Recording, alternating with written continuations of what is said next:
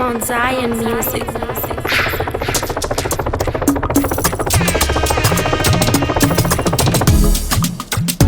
Man Clinto, you say I get up here. I said it, fire see at the fella and at the yose. Ngoma dziri muropa andimire kusvika ndangofa ini ndinowimba naJehovha ngoma ndimire ndaramba chingotova ingoma dziri muropa andimire kusvika ndangofa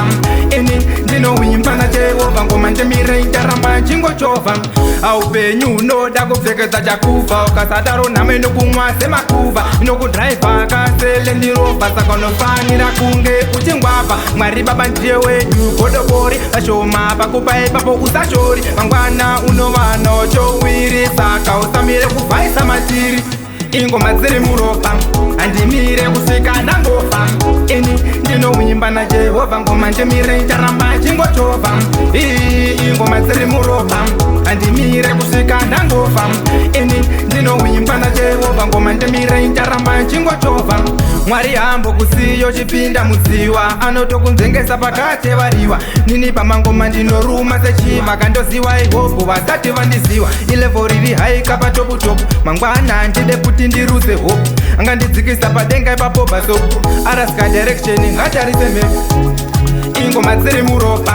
andimire kusvika ndangofa ini ndinowimba naJehovha ngoma ndimire ndaramba chingotova ingoma dziri muropa andimire kusvika ndangofa ini ndinowimba naJehovha ngoma ndimire ndaramba chingotova aupenyu unoda kupfekedza chakufa ukasadaro nhamo inokumwa semakuva inokudhraivha kasele ndirovha saka unofanira kunge uchingwapa Mwari baba ndiye wedu godobori vashoma pakupa ipapo usashori mangwana unova nochowiri saka usamire kuvhaisa matiri ingoma dziri muropa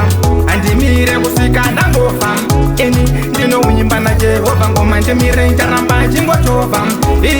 ingoma dziri muropa andimire kusvika ndangofa ini ndinowimba naJehovha ngoma ndimire ndaramba chingotova